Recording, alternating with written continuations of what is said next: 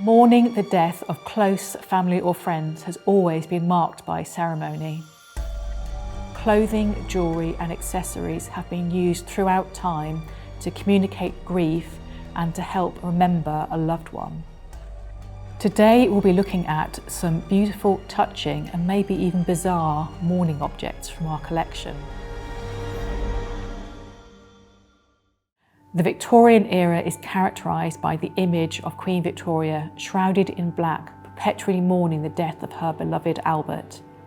This cult of mourning filtered down through society, creating a fashion for black with everything, from clothing to jewellery to stationery.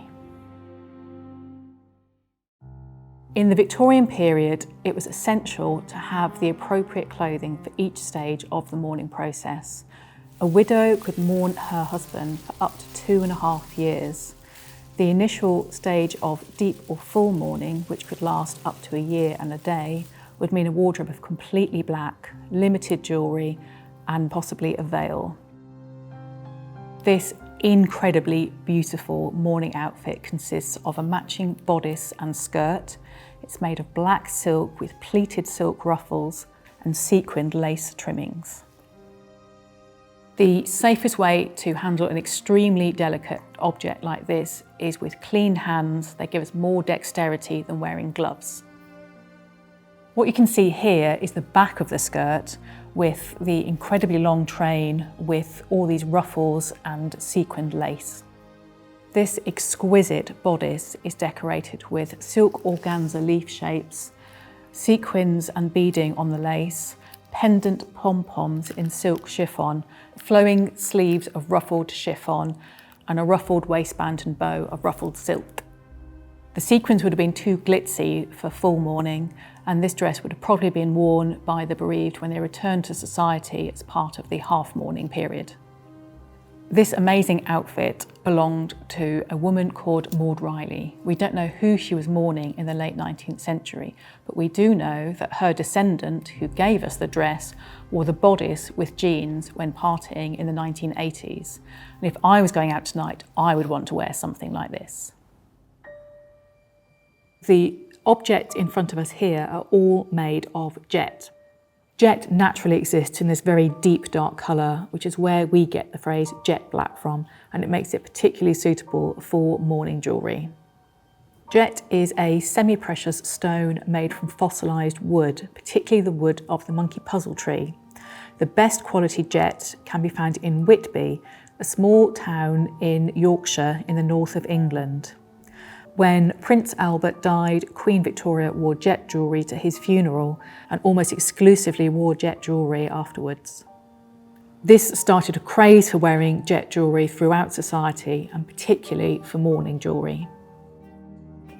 Jet in its natural state was quite matte and dull, which makes it particularly apt for mourning jewellery, such as in this example of the brooch. But the skilled Whitby craftsman could also give it a high polish, such as this large pendant here, to give it more of a sheen. These two necklaces have a chain link design similar to metalwork jewellery, but carved out of much more fragile jet. These chain link designs may suggest a bond between the bereaved and the departed. By the late Victorian period, the demand for jet mourning jewellery was so high that Whitby's natural resources became depleted. Other jewellery designers wanted a slice of this lucrative market, so came up with an alternative to real Whitby jet. This extremely beautiful tiara is made from what is known as French jet or imitation jet. French jet would have been a cheaper material to work with because it was simply black glass. As the bereaved started to rejoin society and attend formal events, it would be acceptable to wear black pieces such as this. This tiara is really beautifully made with a very creative shell design pattern. The scalloped shell shapes are perhaps a nod to Whitby jet's coastal origins. All of these jewellery pieces have something unusual about them. They're all made with an element of human hair. This may seem morbid or unsettling to us today, but in the Victorian period, hair jewellery was a big craze. So this is an example of mourning jewellery likely made in the 1850s or 1860s, when using hair for mourning jewellery was particularly popular. This example is a brooch, and you can see the fastening on the back. And mourning jewellery in the Victorian period often came in the form of the brooch because it was worn close to the heart. The bereaved might commission a specialist jeweller or hair artisan to make a piece from the hair of their lost loved one. So this jewellery piece has a nice bow shape, which is a very popular motif in Victorian mourning jewellery, as well as these little tassels at the end, all made from human hair, and a small piece of gold holding it together at the top. This example here shows brown hair. We don't know if it belonged to a man or a woman, but we do know how it was made. To achieve this bow shape, the hair has to be treated to then manipulate it into different shapes. The hair is first boiled in sugar, and then the hair is woven around a bobbin or a stick to create this intricate lattice pattern. We imagine the wearer of this brooch might feel comforted wearing the hair of their loved one close to their heart. This is another example of Victorian mourning jewellery using hair. This time it's preserved behind glass and encased in a gold frame. This example uses hair in a different technique. The hair is meant to appear like feathers, a kind of fleur-de-lis motif here, with pearls attaching at the bottom and golden thread across the bottom of the frame. We know that this example could have been worn either as a pendant or as a brooch. We have the brooch fastening here on the back with a clasp, as well as a hoop for a necklace over here. The inscription's written in tiny cursive writing on the back, and we know that this brooch was presented by Elizabeth in memory of her dearly beloved sister who departed this life on 20th June 1847. This is an example of an earlier mourning keepsake, likely made in the 1790s. It shows a neoclassical scene with all the typical mourning motifs, including a tomb, an urn, willows, and a weeping maiden. The inscription at the top reads, "Sacred to the memory of dear parents," and on the back is a piece of brown hair, which we imagine to be the hair of the parents of the person who commissioned this.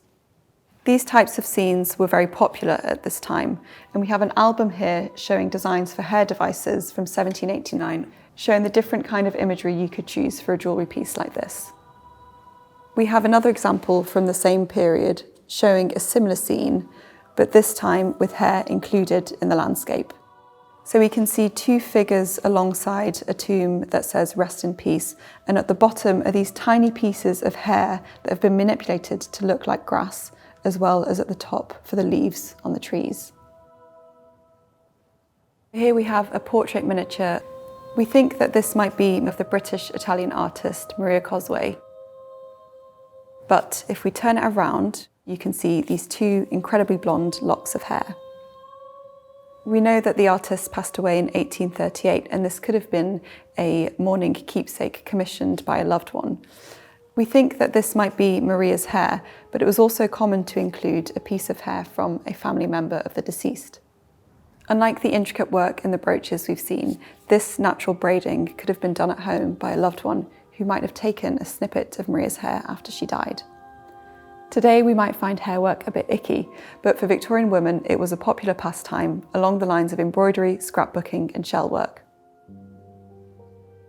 The invention of photography in 1839 offered a new way of preserving the memory of a loved one. This is a daguerreotype, which is one of the earliest forms of photography, and it's a unique image developed on a silver-coated copper plate. This is an unusual example. It's a double portrait showing an elderly woman alive on one side and dead on the other. The pose in the image on the left of the woman lying in her deathbed is meant to reflect the pose in the image on the right. Daguerreotypes were particularly fragile forms of photography and were often framed behind glass and preserved in cases such as these so that they stand the test of time. Post-mortem photography such as this offered a really novel way of preserving a moment in time and keeping the memory of a loved one alive. The Victorian cult of mourning even extended to stationery. What we have here is a collection of mourning cards that would either be sent by the family of the bereaved as a memento for the deceased, or perhaps sent as a consolation to the family. These two cards are related to the death of Prince Albert in 1861, which plunged Queen Victoria and the whole of society into a deep mourning period. Here we have his photograph surrounded by a shrouded tomb, and this one has a small poem dedicated to him. This card, made of cheaper paper, would have been distributed to the general population who wanted to join in with memorialising the life and death of Queen Victoria. On the back it has her dates of when she was born, married and died, and that she reigned for 64 years. On the inside are some fond words about the Queen, and her death here is described as a nation's regret. Underneath her death date here said her end was peace, and perhaps here in death she is reunited with her beloved Prince Albert. Mourning cards flourished in the Victorian era, partly due to the cult of mourning, but also aided by the fact that paper objects could be more easily mass-produced. These cards demonstrate the variety of paper techniques employed in mourning cards, including embossing, where the image is raised, paper cutting, that we have here with this Gothic arch, and colour printing. The cards feature a variety of funereal imagery, including sorrowful angels holding palms, broken columns, urns, and religious symbols such as crosses. Memorial cards could also be a collectible if they related to a famous person, like this one here for Charles Louis Napoleon Bonaparte, ex-Emperor of the French. The bereaved would be expected to use specific stationery when corresponding during the period of mourning, and we have some examples here. This envelope features the black border that you see on lots of mourning stationery. The thickness of the black lines would be narrower or wider depending on the depth of your grief and your relationship with the deceased. And the letter inside will be written with either black or purple ink. If you received one of these in the post, you would instantly know that either somebody had died or the person that is writing to you is deep in grieving. This is a pre-printed card for mourning stationery. You can see again the black border, and this would be used for the bereaved to send to thank those that had been in touch to send their commiserations. Memorial cards are a tradition that have survived, and often at a funeral today you'll be presented with a memento of the deceased that would feature a photograph, some details about their life, and maybe even a comforting message.